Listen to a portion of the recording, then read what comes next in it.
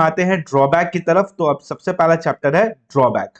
Drawback में है दो सेक्शन, एक है 74, एक है 75। अब सबसे इंपॉर्टेंट चीज जो यहाँ पे तुमको लर्न याद रखनी है वो ये है कि इसको डिमांड एंड रिकवरी जीएसटी वाले से कंफ्यूज मत कर देना, ठीक है। लाइब्रेरी बंद होने से पहले खत्म हो जाएगा। लाइब्रेरी कितने बजे बंद होता है पहले ये तो बताओ। सेक्शन नंबर 74 क्या बोलता है, ध्यान से सुनना। मैंने गुड्स को किया है इंपोर्ट। अब जैसे ही मैंने इस गुड्स को इंपोर्ट किया तो हमने सुबह क्या पढ़ा कि जैसे ही टेरिटोरियल वाटर क्रॉस होगा इसको यहां पे इंपोर्ट के टाइम पे इंपोर्ट ड्यूटी यानी कस्टम ड्यूटी पे करनी पड़ेगी, तो उसने पे कर दी। अब क्या हुआ, गुड्स हमारे पास रखा हुआ था, रखे रखे जैसे ही गुड्स जो था क्रेट में था, मैंने जैसे ही क्रेट खोला मेरे को गुड्स बिल्कुल पसंद नहीं आया, मेरे को गुड्स बिल्कुल भी पसंद नहीं आया। तो मैंने फोन मिलाया सप्लायर को, ट्रिंग ट्रिंग, हेलो हाँ सप्लायर, अब मेरे को गुड्स बिल्कुल भी अच्छा नहीं लग रहा है, कौन सा गुड्स तुमने दिया है। तो उसने बोला नहीं पसंद आ रहा है, मैंने बोला नहीं नहीं पसंद आ रहा है। ठीक है तो एक काम करो गुड्स को वापस यूएसए भेजवा दो। मैंने बोला वापस अब यूएसए भेजवा दो गुड्स को, ठीक है चलो परचेज रिटर्न कर देता हूं। तो मैंने क्या किया, परचेज रिटर्न कर दिया। अब देखो यहां पे सबसे इंपॉर्टेंट चीज पे ध्यान देना। जब इंपोर्ट किया था तो इंपोर्ट ड्यूटी दिया था। सुबह हमने एक बात पढ़ी थी अगर आपको याद हो कि इंपोर्ट का मेन ऑब्जेक्टिव क्या है कि गुड्स बनता है part of the mass of the goods in India. अगर हमने इंपोर्ट परचेज किया है एंड उसको परचेज रिटर्न कर दिया तो क्या वो गुड्स अपना part of the mass of the goods in India बन गया क्या? ध्यान से सोचो, द आंसर इज नो, नहीं बना। तो क्या ये इंपोर्ट ड्यूटी जो हमने दिया था कायदे से ये कोई मतलब इसका एग्जिस्टेंस है क्या, जरूरी है क्या इसको देना, मतलब कोई इसका महत्व है क्या? नहीं, इसका कोई महत्व नहीं बचा। जब वो गुड्स ही वापस चला गया तो ये इंपोर्ट ड्यूटी का कोई महत्व नहीं बचा। तो गवर्नमेंट बोलती है एक काम करो, ये जो इंपोर्ट ड्यूटी है ना ये मैं तुमको वापस कर दूंगी। अब ये जो वापस कर रही है ना मेरे को, इसको बोलते हैं ड्रॉ बैक। क्या बोलते हैं? Draw back. तो मैंने एक गुड्स इंपोर्ट किया, मेरे को बिल्कुल पसंद नहीं आया, मैं उसको क्या कर रहा हूं, परचेज रिटर्न कर दे रहा हूं उस गुड्स को। अगर मैं उस गुड्स को परचेज रिटर्न कर देता हूं तो इंपोर्ट के टाइम पे मैंने जो भी इंपोर्ट ड्यूटी दी थी वो मेरे को वापस मिल जाएगी। रिफंड वर्ड यूज मत करना, गलत हो जाएगा। वापस मिल जाएगा मतलब ड्रॉबैक मिल जाएगा। क्या मिल जाएगा? Draw back. गलती से भी कोई यहां रिफंड वर्ड यूज नहीं करेगा। अब ये ड्रॉबैक जो मिलेगा वो क्या पूरा 100% रुपए का मिल जाएगा क्या? So the answer is no. This has been divided into 2 category and sub divided into 3 category. म्हणजे अगर अपने एक्सपोर्ट करते हैं विदाउट गुड यानी विदाउट यूज, यानी गुड्स आया, मैंने देखा मेरे को बिल्कुल पसंद नहीं आया, मैंने बोला गुड्स को रिटर्न ले लो, मैंने उसको यूज ही नहीं किया, तो मैंने जितनी भी इंपोर्ट ड्यूटी दी थी उसका 98% ड्रॉबैक मेरे को मिल जाएगा। कितना ड्रॉबैक मिल जाएगा? 98%। यानी यहाँ पे जो इंपोर्ट ड्यूटी मैंने दी इसका 98% मेरे को वापस दे दिया जाएगा, वापस दे दिया जाएगा। और अगर हमने इस गुड्स को यूज कर लिया, अगर आफ्टर यूज है, तब क्या सिनेरियो होगा? तो सबसे पहली बात तो अगर यूज करने के बाद अगर रिटर्न कर रहे हैं तो ड्रॉबैक नहीं मिलेगा वेयरिंग एपरल्स पे, टी चेस्ट पे, एक्सपोज सिनेमेटोग्राफी फिल्म पे, unexpose photographic film, X-ray film and paper and plate पे। यानी अगर वेयरिंग एपरल, कपड़ा मंगवाया, यूज कर लिया, एक दिन का फंक्शन था, यूज किया, एक दिन पहना, फिर रिटर्न कर दिया, चले गए ड्रॉबैक लेने, तो गवर्नमेंट बोलेगी नहीं भैया नहीं मिलेगा। और किस में नहीं मिलेगा? टी चेस्ट में नहीं मिलेगा, एक्सपोज सिनेमेटोग्राफी फिल्म में नहीं मिलेगा, अनएक्सपोज फोटोग्राफिक फिल्म में नहीं बनेगा। एक्सपोज सिनेमेटोग्राफी फिल्म मतलब होता है एवेंजर इन्फिनिटी वॉर की तुमने मंगवाई रील को तुमने दिखा दिया जनता को और उसके बाद वापस कर दिया रील को और आगे तुम ये लेने ड्रॉबैक लेने, देन ऑब्वियसली वो ड्रॉबैक नहीं मिलेगा। तो किस किस सिनेरियो में ड्रॉबैक नहीं मिलेगा? वेयरिंग एपरल पे नहीं मिलेगा, टी चेस्ट पे नहीं मिलेगा, एक्सपोज सिनेमेटोग्राफी फिल्म पे नहीं मिलेगा, unexpose photographic film, X-ray film and paper and plate पे नहीं मिलेगा। ठीक है, अब बात करते हैं आफ्टर यूज में। और दो चीज, एक है तुम्हारा motor car, whether you use this for motor car for personal और business purpose that doesn't matter. और एक है तुम्हारा any goods imported by individual for personal use. यानी एक हो गया मोटर कार, पर्सनल बिजनेस दोनों। एक हो गया पर्सनल गुड्स, अगर तुमने पर्सनल गुड्स इंपोर्ट किया और यूज कर लिया और वापस कर रहे हो। या तुमने एक मोटर कार को इंपोर्ट किया आइदर फॉर बिजनेस और पर्पस, और बिजनेस पर्पस और personal purpose doesn't matter, use करने के बाद रिटर्न कर रहे हो, तो जो तुमने इंपोर्ट के टाइम पे इंपोर्ट ड्यूटी दी थी वो तुमको रिफंड तो मिल, ड्रॉबैक तो तुमको मिल जाएगा, वापस तो कर दिया जाएगा तुमको, बट एक परसेंटेज पे वापस किया जाएगा। अब वो परसेंटेज क्या है? अगर पहले साल में वापस कर रहे हो तो हर क्वार्टर के लिए 4-4% करके रिड्यूस करना पड़ेगा। अगर सेकेंड ईयर में वापस कर रहे हो तो हर क्वार्टर में 3-3-3% करके रिड्यूस करना पड़ेगा। अगर थर्ड ईयर में कर रहे हो तो 2.5-2.5%, एंड फोर्थ ईयर में कर रहे हो तो 2-2%। दोस्तों जल्दी से मेरे को एक क्वेश्चन का आंसर दे दो तो, एक साल में कितने क्वार्टर होते हैं? एक साल में कितने क्वार्टर होते हैं बताओ।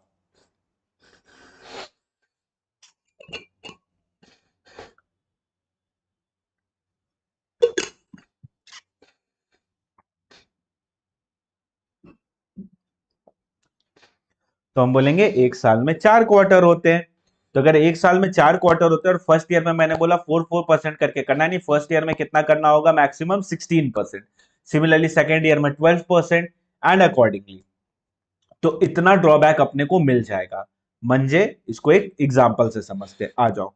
कौन नालायक बच्चा फोन कर रहा है अभी? अब अपने बात करते हैं एक एग्जाम्पल की। तो एग्जाम्पल अपना क्या है? 2 years 18 months। कितना है? 2 years 18 months।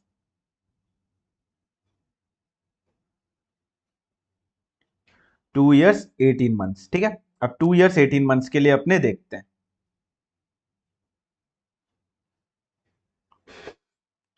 सबसे पहले 2 years मतलब पहले अपने को लेना है फर्स्ट ईयर। फर्स्ट ईयर पूरा कवर है, फर्स्ट ईयर पूरा कवर है। 4% करके 4 बार कितना हुआ? 16%। अब लेते हैं सेकेंड ईयर। सेकेंड ईयर पूरा कवर है, हाँ सेकेंड ईयर पूरा कवर है। सेकेंड ईयर के लिए हम कितना लेते? 3% करके 4 बार, 4 3 12। अब लेते हैं थर्ड ईयर।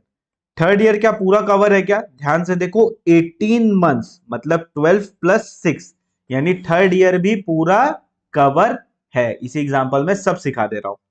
तो अगर थर्ड ईयर पूरा कवर है तो थर्ड ईयर के लिए हमने क्या देखा? 2.5% करके 4 बार कितना हो गया? 10%। अब फोर्थ ईयर में जब हम आते हैं तो अपने को पता चला फोर्थ ईयर में सिर्फ और सिर्फ 6 months कवर है। कितना मंथ्स कवर है? 6 months कवर है। 6 months मतलब कितना क्वार्टर होता है? 2 क्वार्टर होता है। 2 क्वार्टर के लिए अपने को कितना लेना पड़ेगा? 2% इंटू 2, 8%। अब अगर इसको टोटल करते हैं तो कितना आएगा? 16, 12, 10 और 8। तो कितना परसेंट आएगा टोटल? 58%। कितना आएगा? 58%। करेक्ट, 58 ही आ रहा है। देख लेता हूं एक बार। 16, 12, 10 और 8, 40, 16, 12,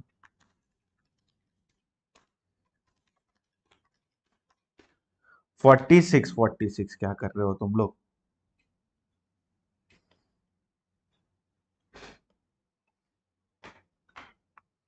चार, sorry sorry sorry sorry sorry sorry sorry sorry, गलती हो गई, सॉरी सर। बहुत ज्यादा गलती नहीं कर रहे आप? इतने बड़े बड़े मैराथन में छोटी छोटी गलतियां होती रहती हैं यार। प्रेम, प्रेम तुम फोन किए जा रहे हो मेरे को, मैं क्लास में बैठे हुए हैं, तुम फोन कर रहे हो मेरे को, मैं कहां से उठाऊंगा बताऊं मेरे को? 42%। अब ड्रॉबैक कितना मिलेगा? ध्यान से देखो, 100 में से 42 माइनस करेंगे तो आएगा 58%। तो ड्रॉबैक कितना मिलेगा? तो ड्रॉबैक अपने को मिलेगा 58% का, यानी जितना रुपया दिया उसका 58%। Everybody got it? सिंपल है, इजी।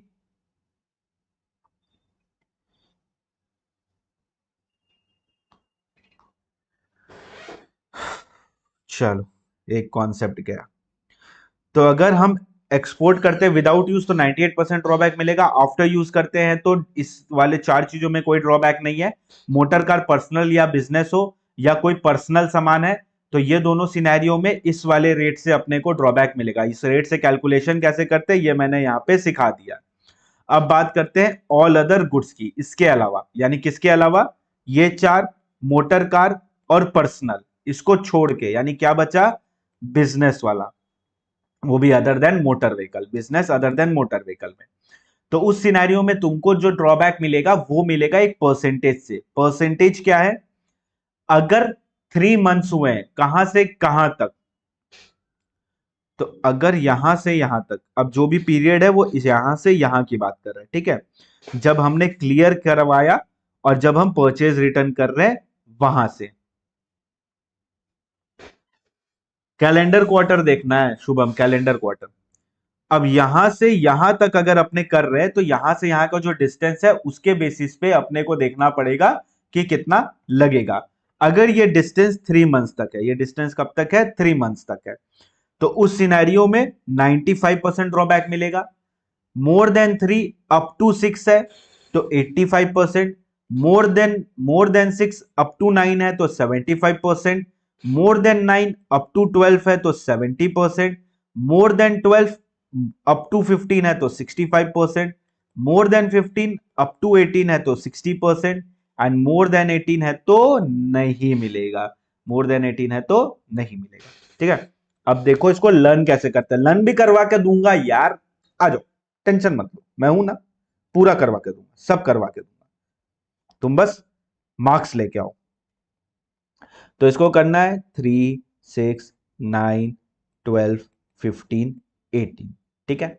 अब यहां पे उसको कंटिन्यू करेंगे, कैसे कंटिन्यू करेंगे, 0, 3, 6, 9, 12, 15 एंड मोर देन 18।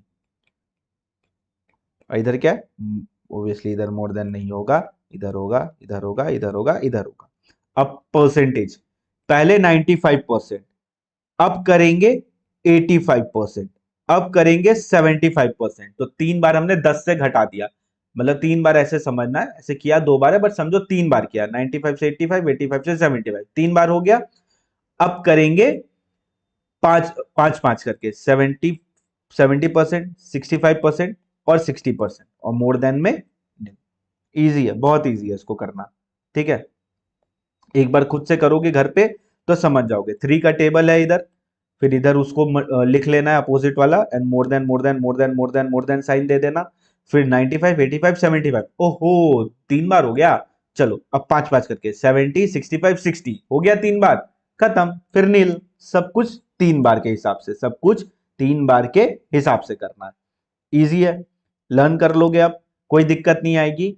अब एक प्रो टिप आप लोगों के साथ, क्लास वालों को तो ऑलरेडी बता चुका हूं, ये वाली चीज को एक पेज में लिख के रखना, एग्जाम हॉल में घुसने के ठीक पहले इसको रट्टे मार लेना, और जैसे ही तुमको पेपर मिले और तुमको अगर पेपर में बोला जाए कि लिखना स्टार्ट करो, तो सबसे पहले लास्ट पेज में जाना और ये सारी चीजें उगल देना, इसको बोलते हैं उगलने का कॉन्सेप्ट। तो जो जो चीजें रट्टे मारनी उसका एक सेपरेट पतला कॉपी बना लो, जिसको एग्जाम के ठीक घुसने से पहले देखोगे, और जैसे ही पेपर मिलेगा सब चीजें जाके वहीं उगल दोगे। अब जैसे ही ये क्वेश्चन आएगा बस देखो एंड फुल मार्क्स लेके चले जाओ। ये सेम चीज तुम यूज कर सकते हो ऑडिट में, जैसे ऑडिट में कारों का जो क्लॉज होता है उसके लिए एक एम्प्टी बनाओ, एम्प्टी से उसको लर्न कर लो और एम्प्टी जाके उगल दो पीछे। उसी तरह जो भी चीजें होती है इसको इस तरह करके अगर तुम करोगे लर्न करने वाली चीजों को छोटी छोटी, तो एग्जाम में बहुत हेल्प मिलेगा। इजी कर दिया सर आपने, थैंक यू, मैंने तो सब कुछ इजी कर दिया, बस वीडियो को शेयर कर दो मैक्सिमम लोग के साथ। तो ये बात रही, ठीक है, तो क्या बात रही, इंपोर्ट किया बिल्कुल पसंद नहीं आया, परचेज रिटर्न कर दिया, आप जितना इंपोर्ट ड्यूटी दिया था उसका ड्रॉबैक मिल जाएगा। अब ड्रॉबैक जो मिलेगा वो 3 तरीकों से मिलेगा, एक्सपोर्ट विदाउट यूज किया तो 98% ड्रॉबैक मिलेगा।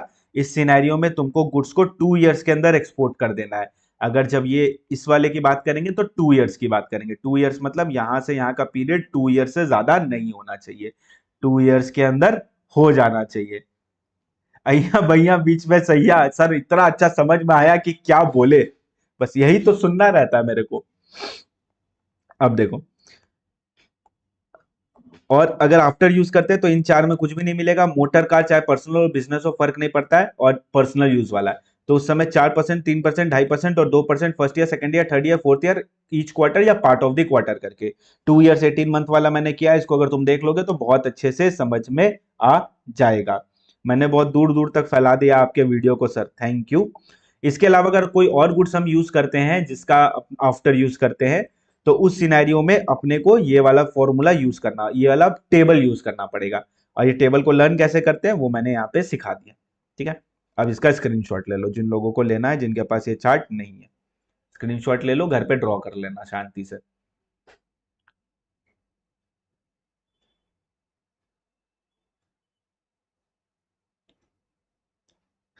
आईडीटी हो गया तुम्हारा, तुम्हारा भी हो जाएगा, ये मस्त लाइन था। चलो दोस्तों, अभी हिम्मत नहीं हारनी है, बहुत पढ़ाई करनी है आज हमको, ठीक है।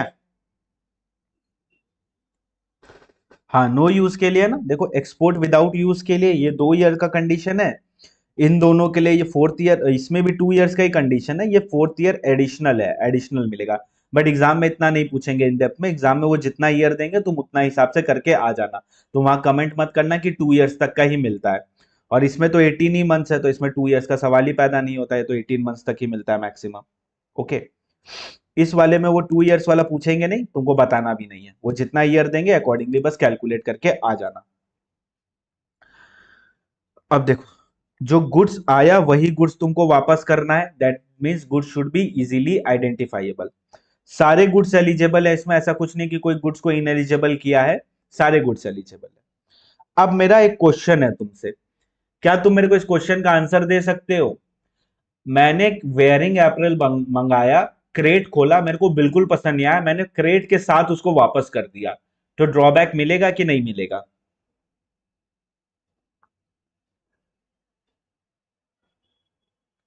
लव यू सर, गुलाबी दिल, लाल दिल, लव यू ऑल। बताओ, मिलेगा कि नहीं मिलेगा, जल्दी बताओ। तो आप बोलोगे मिल जाएगा। क्यों मिलेगा? वेयरिंग अप्रैल टीचर्स आफ्टर यूज के केस में नहीं मिलता है, बिफोर यूज के केस में तो 98% ड्रॉबैक मिल जाता है। एक और क्वेश्चन पूछूंगा आप लोगों से, मैंने खरीदी है एक गाड़ी, मैंने खरीदी है एक गाड़ी, मेरे को वो गाड़ी बिल्कुल भी पसंद नहीं आया, मैंने कर दिया उसको परचेज रिटर्न। बताओ क्या मेरे को ड्रॉबैक मिलेगा, और मिलेगा तो कितना परसेंट से रिड्यूस करके मिलेगा?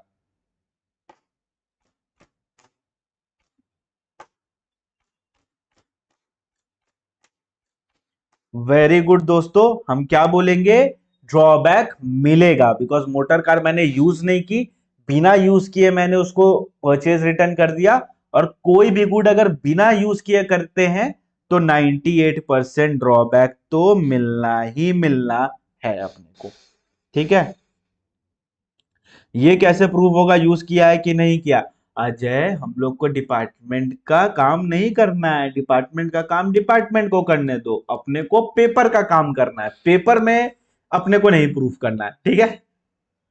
चलो, 98% विदाउट ड्रॉबैक, बस सारे कॉन्सेप्ट क्लियर, इतना ही कॉन्सेप्ट है इसमें 74 में, यहां 74 होता है तुम्हारा खत्म। अब बढ़ते हैं 75 की तरफ। अब 75 क्या बोलता है? 75 बोलता है मैंने प्रोडक्ट ए को किया इंपोर्ट, तो इंपोर्ट ड्यूटी देना पड़ेगा। मैंने प्रोडक्ट बी को किया इंपोर्ट, मेरे को इंपोर्ट ड्यूटी देना पड़ेगा। मैंने प्रोडक्ट सी को किया इंपोर्ट, मेरे को इंपोर्ट ड्यूटी देना पड़ेगा। तो इन तीनों ही सिनेरियो में मेरे को इंपोर्ट ड्यूटी देना पड़ेगा। अब अगर हमने मैन्युफैक्चरिंग इस ए को यूज किया, बी को यूज किया, सी को यूज किया, ए बी सी को यूज करके मैन्युफैक्चरिंग किया इंडिया में, प्रोडक्ट एक्स हमने बना लिया, तो ए इंपोर्ट किया, इंपोर्ट ड्यूटी दे दिया, बी इंपोर्ट किया, इंपोर्ट ड्यूटी दे दिया, सी इंपोर्ट किया, इंपोर्ट ड्यूटी दे दिया, ए बी सी को as a raw material use करके हमने प्रोडक्ट एक्स को बनाया। अब प्रोडक्ट एक्स एक्सपोर्ट कर देता है, कर देते हैं हम क्या करते हैं? प्रोडक्ट एक्स को एक्सपोर्ट कर देते हैं। अब अगर हमने प्रोडक्ट एक्स को एक्सपोर्ट किया तो we have done a very good work, हमने फॉरेक्स लेके आए हैं हम, और अगर हम फॉरेक्स लेके आए हैं तो अपने को और ज्यादा बेनिफिट मिलना चाहिए। तो मैंने, गवर्नमेंट ने बोला क्या बेनिफिट चाहिए, मैंने बोला गवर्नमेंट गवर्नमेंट याद है मैंने रॉ मटेरियल ए मंगाया था? गवर्नमेंट ने बोला हाँ। मैंने बोला रॉ मटेरियल बी मंगाया था और सी मंगाया था? गवर्नमेंट ने बोला हाँ। तो मैंने बोला पता है मैंने उसी ए बी सी को यूज करके एक्स बनाया है, और मैंने इसी एक्स को एक्सपोर्ट किया है जिसकी तुम तारीफ कर रहे हो। तो क्या तुम मेरे को ए बी सी में जो हमने इंपोर्ट ड्यूटी दिया है उसका ड्रॉबैक दे दोगे क्या? उसका ड्रॉबैक दे दोगे क्या? तो गवर्नमेंट बोलेगा ले लो, फर्स्ट टाइम बोलेगा ले लो। अब ले लो तो कौन से रेट से लेंगे? तो ध्यान दो बच्चों, यहां पे कौन से रेट से अपने लेने वाले हैं? जो हम लोग का इस बार आने वाला है, एयर। कौन से रेट से लेंगे? All industry rate. अगर मेरे प्रोडक्ट के लिए ऑल इंडस्ट्री रेट स्पेसिफाइड नहीं की गई है बाय सीबीआईसी, तो हम अप्लाई कर देंगे ब्रांड रेट के लिए। किसके लिए अप्लाई कर देंगे? ब्रांड रेट के लिए। मान लो मेरे लिए एयर तो उन्होंने नोटिफाई किया है, but that is less then 80% of the total input that I have, जो अपना इनपुट बना है, जितना अपना इनपुट टैक्स बना है, यानी जितना अपना इम्पोर्ट ड्यूटी बना, उससे 80% से कम है। तो हम क्या करेंगे?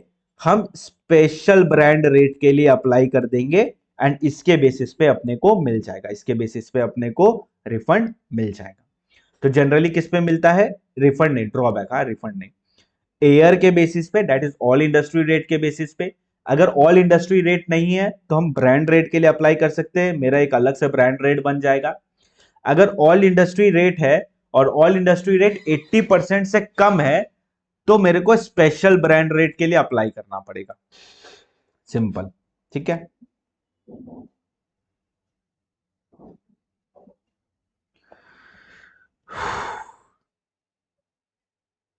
आगे बढ़ने से पहले क्विक रीडिंग कर लेते हैं। पहले 74 का रीडिंग कर लेते हैं। ठीक है। Refund of duty paid on importation of the goods which are exported outside India. Refund 74 का कर रहे हैं। Refund of import duty paid on importation in case of export of such imported goods. तो इसका ड्रॉबैक अपने को मिल जाएगा। Goods must be easily identifiable. सारे गुड्स एलिजिबल है। Imported and custom duty should have been paid. 98% मिलेगा without use, और अगर यूज कर लिया तो नोटिफाइड रेट से मिलेगा। 2 साल के अंदर अपने को वापस कर देना है। ओके। 75 क्या बोलता है? ध्यान से सुनना। Rebate of duty paid on any imported material which are used in the manufacture of the goods. Rebate of duty.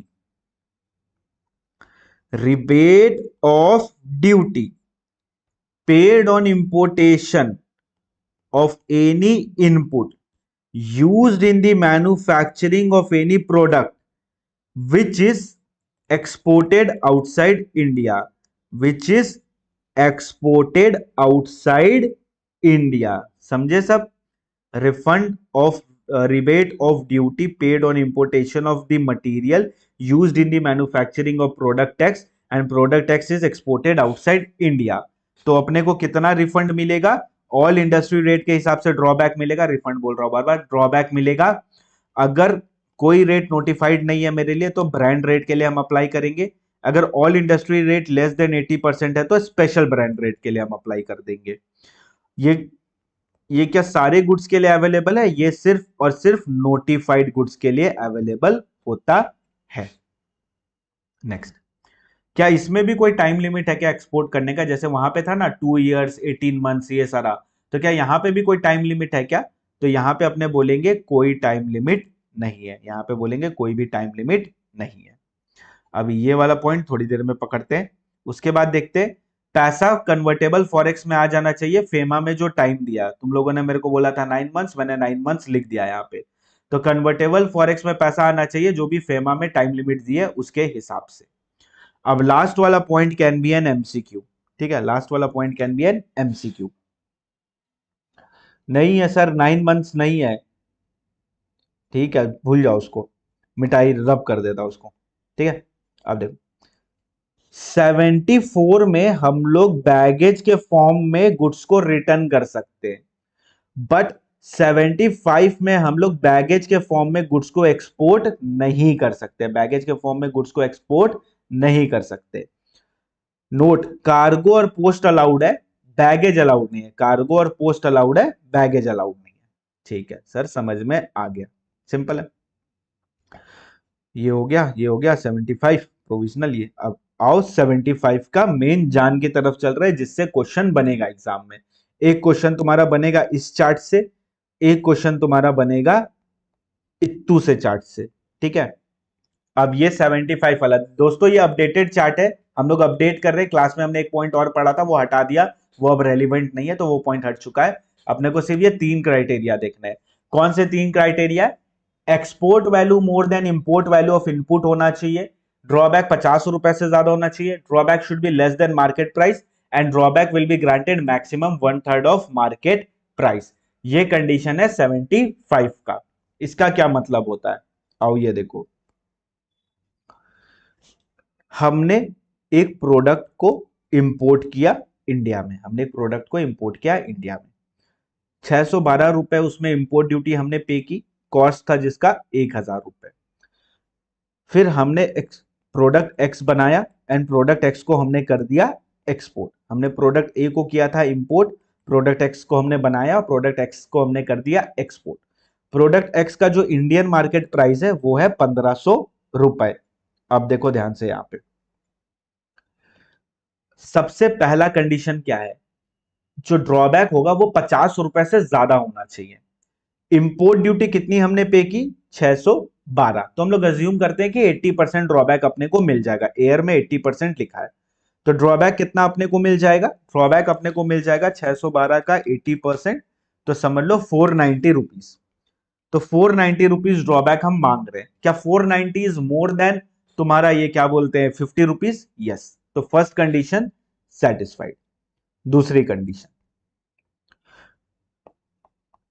Drawback should be less than market price. जो ड्रॉबैक है that should be less than market price. क्या drawback less than market price है? तो drawback है 490, market price है 1500, so it is less than market price. Agreed. Next point, export value more than import value of input.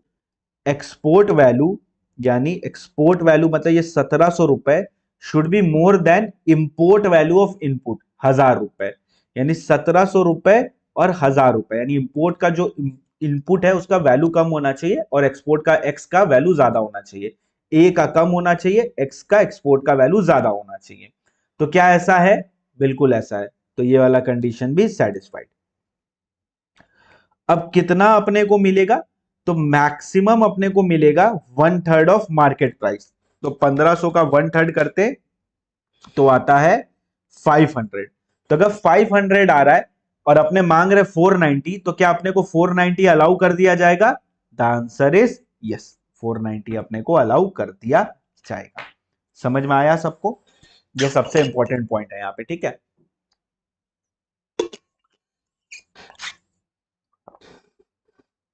अब आते हैं next point की तरफ।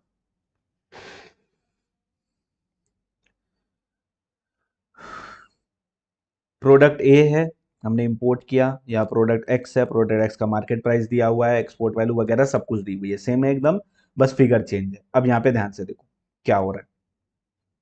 सबसे पहला condition, drawback should be more than 50 rupees. हम कितना मांग रहे हैं? वही सेम 80% एज्यूम करते, तो 80% किया तो कितना आया? 734 रुपीज। तो 734 रुपीज हम मांग रहे। ओके, हम 734 रुपीज मांग रहे। अपना फर्स्ट कंडीशन क्या था? Should be more than 50 rupees. Yes, more than 50 rupees. दूसरा कंडीशन क्या था? ये जो वैल्यू है इंपोर्ट की, that should be more than export का वैल्यू। यस, ये भी फुलफिल हो। तीसरा कंडीशन अपने को क्या बोलता है? ध्यान से देखो, तीसरा कंडीशन अपने को बोलता है drawback should be less than market price. क्या drawback less than market price है?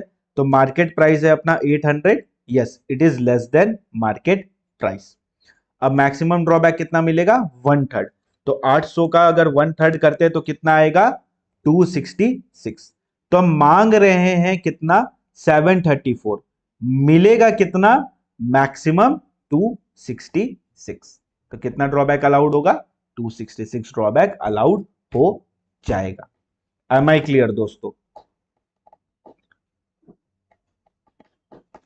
वेरी गुड नरेंद्र, राशि, तन्मय, 266 एवरीबॉडी। ओके, अब चलते हैं इसके नेक्स्ट स्टेप की तरफ, जहां पे इसको फुल फ्लेजेडली अपने यूटिलाइज करेंगे। तो ये दो एग्जांपल से एक चीज तो क्लियर हो गई कि अपने को 1/3 ऑफ द मार्केट प्राइस से कंपेयर करना पड़ेगा। तो अगर अपने को कभी भी कोई क्वेश्चन आएगा तो अपने को 1/3 ऑफ द मार्केट प्राइस निकालना पड़ेगा। यानी 3 कंडीशन है और 1/3 के ऊपर नहीं जाएगा, यानी अल्टीमेटली 4 कैलकुलेशंस अपने को करनी पड़ेंगी। हाँ, तो याद रखना, ऐसे है 3 बट करनी 4 पड़ेंगी। मतलब आ जाओ इस क्वेश्चन की तरफ। ये क्वेश्चन है बुक में, प्रोडक्ट ए है, बी है, सी है, डी है। इंपोर्टेड वैल्यू बी का दिया हुआ है, product D is manufactured out of duty free input. पहले ए का देखते हैं, ए के बारे में नीचे कुछ नोट में नहीं है तो अब ए पे फोकस करते हैं। ए का एफओबी वैल्यू दिया हुआ है अपने को, एफओबी वैल्यू मतलब एक्सपोर्ट वैल्यू होता है, पढ़े ही थे। Market price of the goods दिया हुआ है, ड्रॉबैक कितना मिलेगा, 30% ऑफ एफओबी, 30% ऑफ एफओबी मिलेगा। तो एफओबी है 4,30,000 और इसका क्या 30%, तो कितना आया 1,29,000। तो हम ड्रॉबैक कितना मांग रहे हैं इस केस में, अब हम लोग मांग रहे हैं 1,29,000 का ड्रॉबैक। अब ड्रॉबैक मिलेगा कितना, तो सबसे पहला कंडीशन है 50 रुपए के ऊपर होना चाहिए। क्या ड्रॉबैक 50 रुपए के ऊपर है, द आंसर इज यस। दूसरा कंडीशन, दूसरा कंडीशन अपने को यह बोलता है कि drawback should be less than market price. तो मार्केट प्राइस कितना है 1,29,000, ड्रॉबैक कितना है 1,29,000, मार्केट प्राइस कितना है 350, तो drawback is less than market price. Second condition also fulfilled. Third condition क्या बोलता है, थर्ड कंडीशन बोलता है कि जो एक्सपोर्ट वैल्यू है that should be more than input का वैल्यू। अब इनपुट का वैल्यू जो है वो तो सिर्फ बी का दिया है, ए का दिया नहीं है, तो वी विल अज्यूम कि ये सेटिस्फाइड है। ठीक है, तो मैक्सिमम बाईबैक अपने को ड्रॉबैक कितना मिलेगा, मैक्सिमम ड्रॉबैक मिलेगा अपने को 1/5 of market, 1/3 of market price. तो हम करेंगे 3.5 का 1/3, तो आएगा 1,1,667। तो मांग रहे हैं 1,29,000, मैक्सिमम अलाउड है 1,1,6,667, तो अपने को कितना मिलेगा, तो अपने को मिलेगा 1,1,667। Everybody, are you through with me? चलो अब बी की बात करते हैं। तो बी के लिए सबसे पहला कंडीशन है drawback should be more than 50 rupees. हम कितना मांग रहे हैं 3.5 ऑफ एफओबी, तो एफओबी है 6 लाख, इसका हमने किया 3.5 तो आया 21,000। हम मांग कितना रहे हैं 21,000 रुपए हम मांग रहे हैं। ओके, फर्स्ट कंडीशन 50 रुपए के ऊपर सेटिस्फाइड। दूसरा कंडीशन क्या बोलता है, दूसरा कंडीशन बोलता है एक्सपोर्ट वैल्यू ज्यादा होना चाहिए इनपुट से, इनपुट के इंपोर्टेड वैल्यू से। तो इंपोर्टेड वैल्यू ऑफ प्रोडक्ट भी 8 lakh and 6 lakh is the export value. तो इस सिनेरियो में बी को नहीं मिलेगा। क्यों नहीं मिलेगा, बिकॉज इसका एक्सपोर्ट वैल्यू जो है वो कम है और इनपुट का इंपोर्ट वैल्यू ज्यादा है, तो इसको नहीं मिलेगा। ठीक है, अब बात करते हैं सी की। सी के बारे में कोई डेटा दिया नहीं दिया। सी में सबसे पहले निकाल लेते हैं अपने ड्रॉबैक, 0.75% है 1,20,000 का, 0.75% कितना आया 900। पहला कंडीशन इसी के साथ सेटिस्फाइड हो जाता है, 50 रुपए से ज्यादा। दूसरा कंडीशन, एक्सपोर्ट वैल्यू और इंपोर्टेड वैल्यू को कंपेयर करना है, बट सिंस दिया नहीं है तो वी विल अज्यूम सेटिस्फाइड, तो सेकंड वाला भी सेटिस्फाइड हो गया। थर्ड कंडीशन क्या बोलता है, थर्ड कंडीशन मेरे को बोलता है कि जो ये वैल्यू है drawback less than market price होना चाहिए। तो ड्रॉबैक कितना है 900 रुपया, मार्केट प्राइस कितना है 60,000 रुपया। ठीक है, कम है, कोई दिक्कत नहीं, कम है। तो अगर कम है तो थर्ड कंडीशन भी सेटिस्फाइड। मैक्सिमम ड्रॉबैक कितना मिलेगा 60,000 डिवाइड बाई 3, 20,000 रुपए, 20,000 रुपए। मांग रहे हैं 900, मिलेगा 20,000, तो मिल जाएगा क्या 20,000, सॉरी 900, हाँ 900 मिल जाएगा because with in the limit है। अब डी की बात करते हैं, वेरी गुड चैताली। अब डी में देखो, D is manufactured out of duty free input. इसका क्या मतलब होता है, इसका मतलब होता है कि यहां पे हम इंपोर्ट ड्यूटी दिए ही नहीं है। जब यहां पे इंपोर्ट ड्यूटी दिए ही नहीं है तो भैया ड्रॉबैक क्या चीज का लोगे, क्या चीज का ड्रॉबैक लोगे, ड्रॉबैक तो तब मिलेगा ना जब इंपोर्ट ड्यूटी दी होगी। जब इंपोर्ट ड्यूटी दी ही नहीं है तो ड्रॉबैक मिलेगा कहां से, तो यहां पे कोई भी ड्रॉबैक अवेलेबल नहीं होगा, तो no drawback because no drawback. Okay, got it everybody. ये क्वेश्चन सबके माइंड में क्लियर हो गया, because this is one of the most important question. और इसी के साथ सारे परमुटेशन कॉम्बिनेशन अपने कवर हो गए, 75 के, 74 के हमने कर ही लिया है।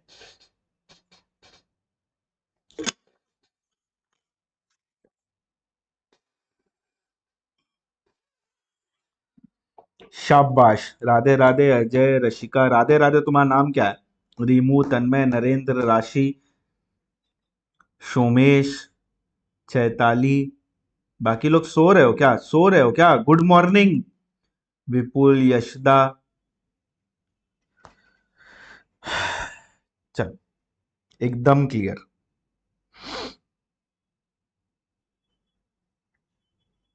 इसका फर्स्ट एमसीक्यू चेंज होगा, मैं चेंज वाला एमसीक्यू बना रहा हूं, मैं तुमको सेंड कर दूंगा, मोस्ट प्रोबेबली इसी वीक में आ जाएगा। इस वीक में सब आ जाएगा, एडिशनल क्वेश्चन आ जाएगा डीटी आईडीटी का, एडिशनल चैप्टर डीटी का दे ही दिया, आईडीटी का भी आ जाएगा, और तुम्हारा एमसीक्यू अपडेटेड हो, अब जो भी चेंजेस करने एमसीक्यू में वो चेंज करके भी दे दूंगा।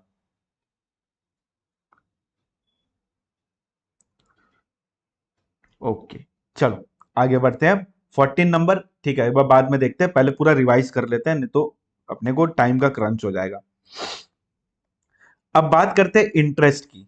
सिंपल सी बात बोलता है, तुम ड्रॉबैक के लिए फाइल करोगे, एक महीना के अंदर ड्रॉबैक मिल जाएगा। अगर एक महीना के अंदर ड्रॉबैक नहीं मिला तो एक महीना जहां से एक्सपायर हुआ वहां से 6% पर एनम से तुमको इंटरेस्ट के साथ ड्रॉबैक मिल जाएगा।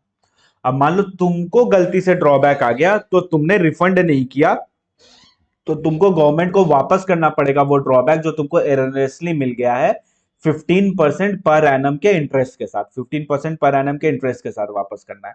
और अखे इंडिया को पता है जब गवर्नमेंट लेता है तो वो डे वन से लेता है, यानी जिस दिन तुम्हारे अकाउंट में गलती से आ गया वहां से लेके टिल तुम वापस नहीं करते हो वहां तक 15% पर एनम से इंटरेस्ट लगेगा। ओके, मजा आ गया सर।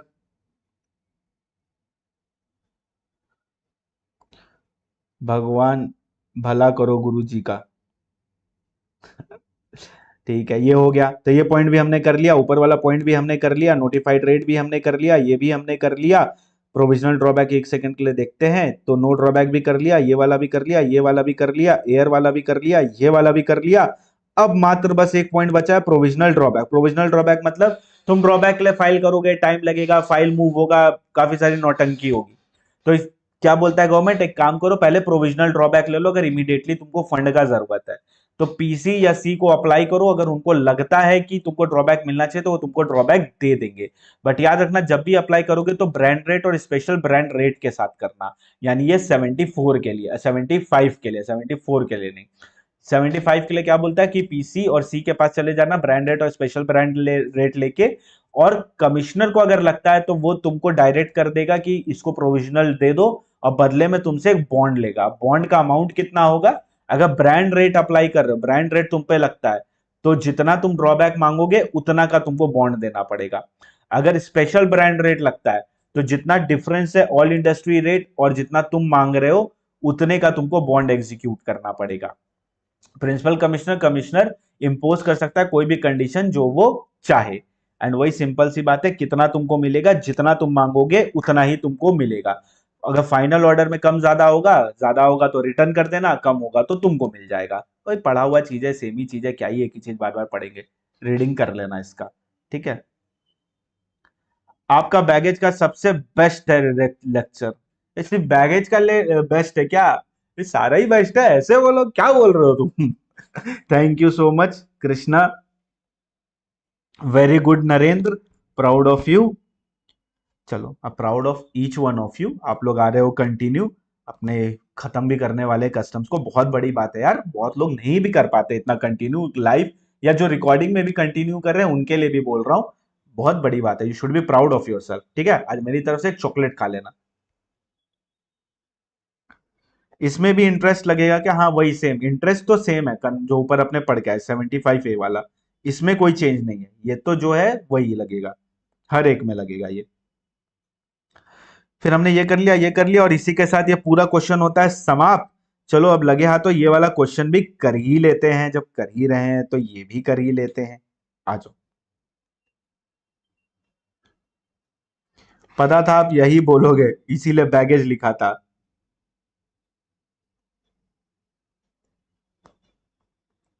सीए फाइनल की एक आपकी ही क्लास है जो पूरी खत्म हुई, और पूरा रिवीजन भी देख लिया, बाकी सबकी क्लासें खत्म ही नहीं हुई। होता है ऐसा, मैं जानता हूँ, मैं भी गुजर चुका हूँ। मेरे को भी बहुत टाइम नहीं हुआ है, मेरे को याद है, ताजा है मेरे दिमाग में सब, मुझे वो पता है। देखो, X has imported computer for office use and paid 5 lakhs as import duty. The computer is re-exported after 13 months.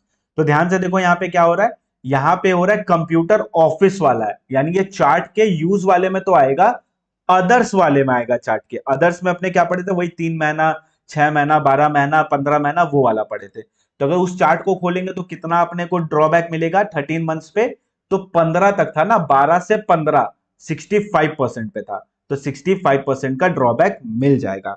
तो 5 लाख का 65%, 3,25,000 का ड्रॉबैक मिलेगा। Y has imported personal use, अच्छा पर्सनल यूज के लिए 1 लाख रुपए इंपोर्ट ड्यूटी दिया, 3 मंथ्स 10 डेज के बाद कर दिया, तो फर्स्ट ईयर में ही कर दिया। फर्स्ट ईयर के लिए कितना करते, 4% पर क्वार्टर या पार्ट ऑफ द क्वार्टर, 3 महीने का एक क्वार्टर होता है।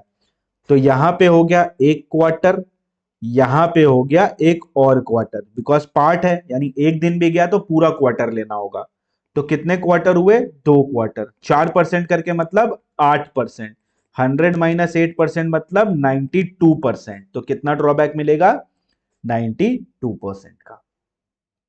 जेड ने इंपोर्ट किया वेयरिंग अप्रैल और पेड किया 20,000, दिस आर री एक्सपोर्टेड आफ्टर 6 मंथ्स। तो ध्यान से देखो, 6 महीना कोई कपड़ा रखता नहीं है, इसका मतलब है उसने पहना है और फिर वापस किया है, तो इसको कोई भी ड्यूटी ड्रॉबैक नहीं मिलेगा। तो इस तरह करके इसमें अजम्पशन लेना पड़ता है।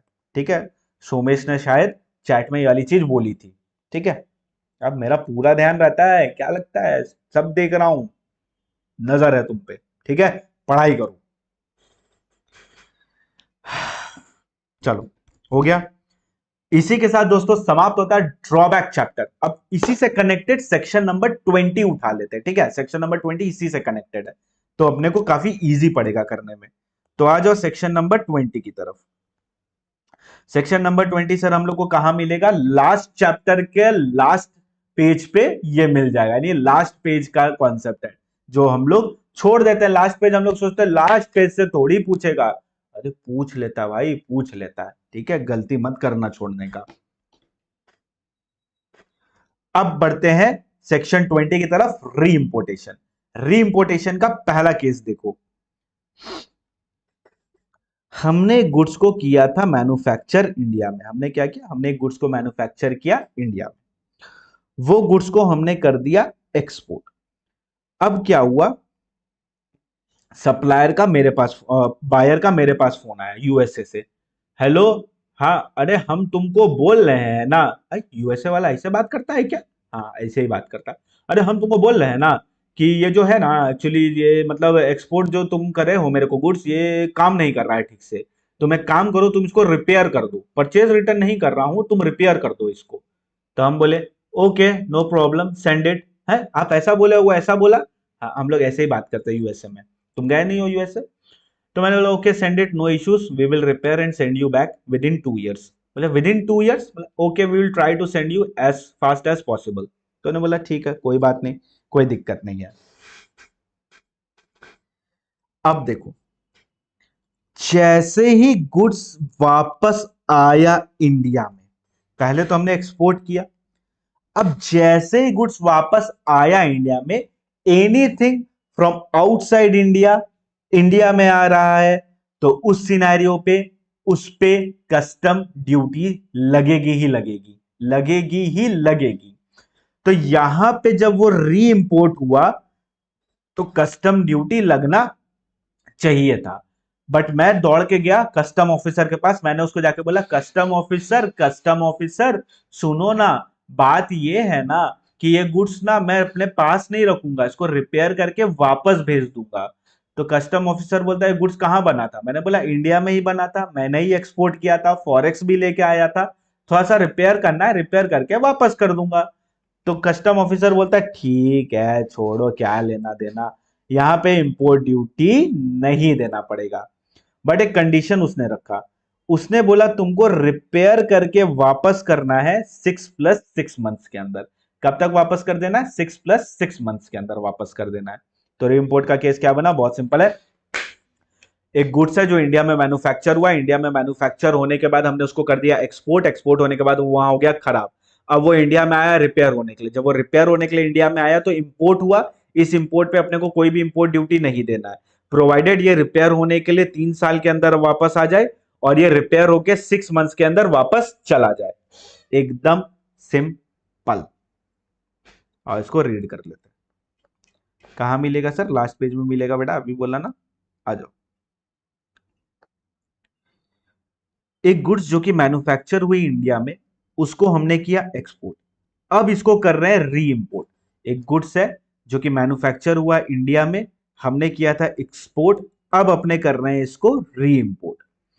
तो अगर अपने इसको रिपेयर और रिकंडीशनिंग के लिए कर रहे हैं, और ये जो हो रहा है 3 इयर्स के अंदर वापस आ जा रहा है अपने पास, और 10 year in case of Nepal and Bhutan, या reprocessing, refining, remaking, reprocessing, refining और रीमेकिंग के लिए विद इन 1 ईयर।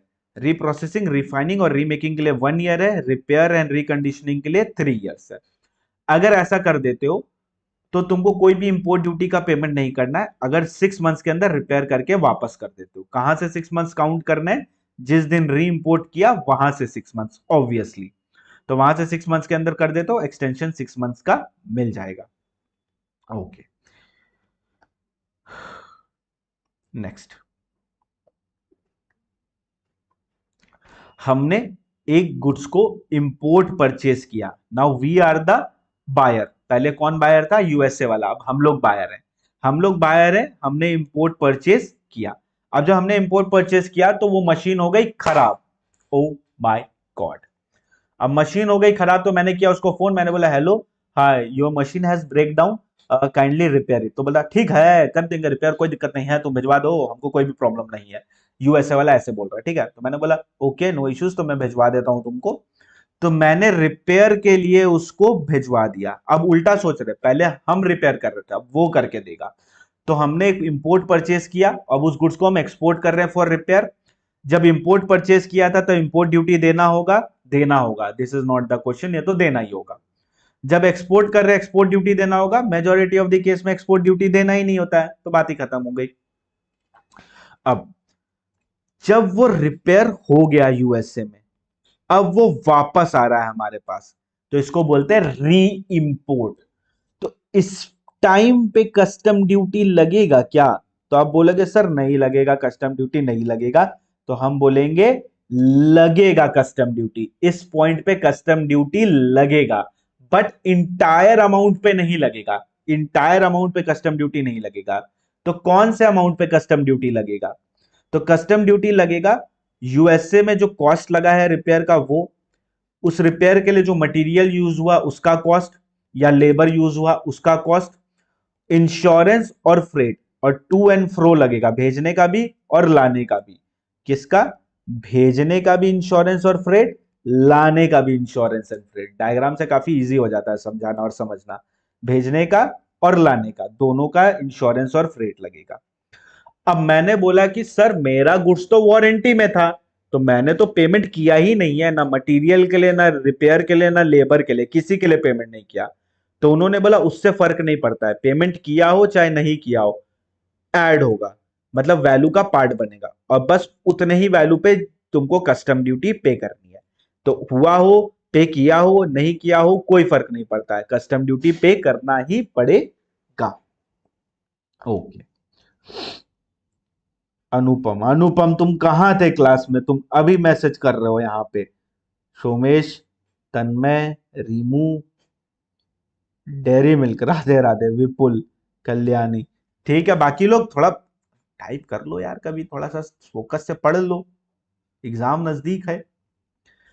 तो एक गुड्स जो री इंपोर्टेड हुआ है without being subject to remanufacturing और reprocessing abroad within 2 years, या +2 ईयर का इसमें अपने को वो मिलता है। तो यहाँ पे क्या लिखा है? फेयर कॉस्ट ऑफ रिपेयर या cost of material used in repair, insurance to and fro अपने को कंसीडर करना पड़ेगा। अब इससे रिलेटेड क्वेश्चन आता है एग्जाम में, देखो दिखाता हूं कैसा। ऐसा ही क्वेश्चन एकदम डिट्टो एग्जाम में आता है।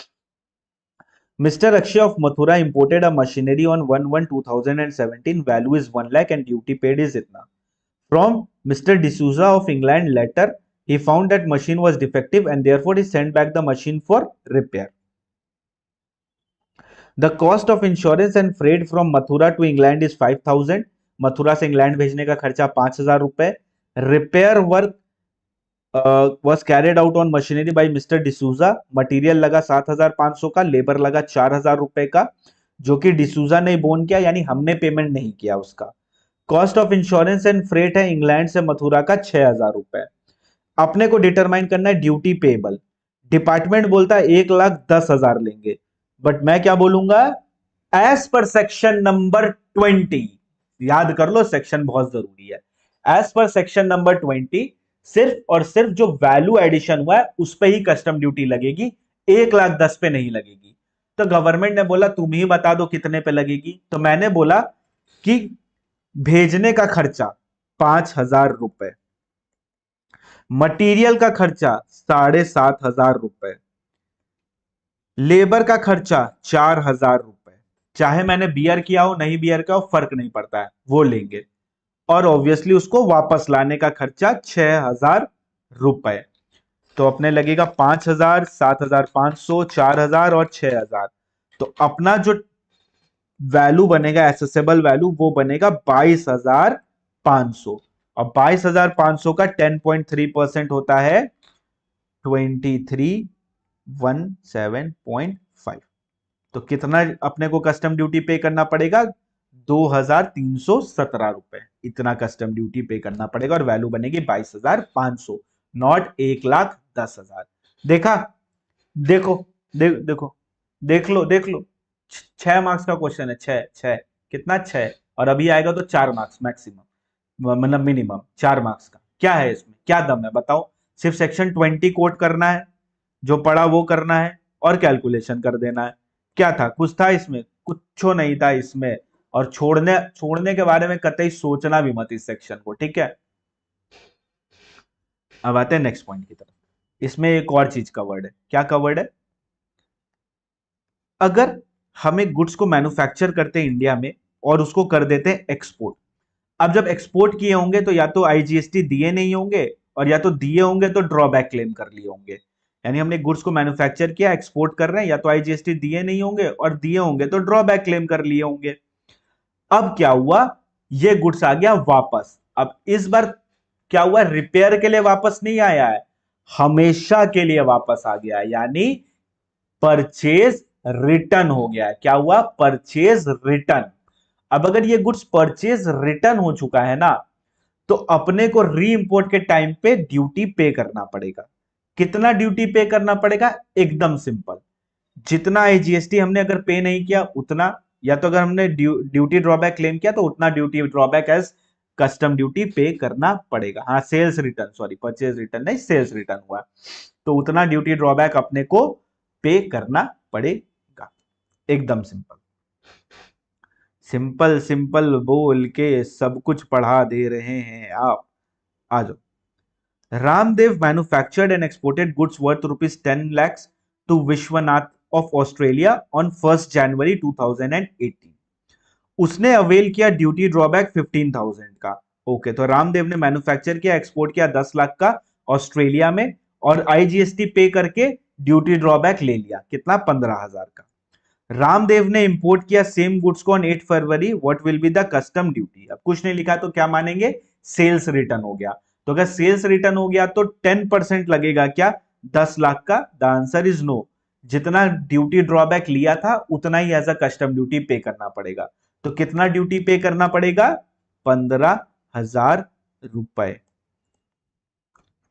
4 मार्क्स का क्वेश्चन था ये, 4 मार्क्स का एग्जाम में। क्या है इसमें 4 मार्क्स का, बताओ क्या है इसमें 4 मार्क्स का, कुछ है, कुछो है, कुछो नहीं है। अब ये कहां आएगा, ये 2 मार्क्स का एमसीक्यू में आएगा। ठीक है, गलती मत कर देना। अब अच्छे से क्वेश्चन पढ़ के बस ड्यूटी पेबल जितना बनता है उतना मार्क करके फुल मार्क्स लेके चले जाना है।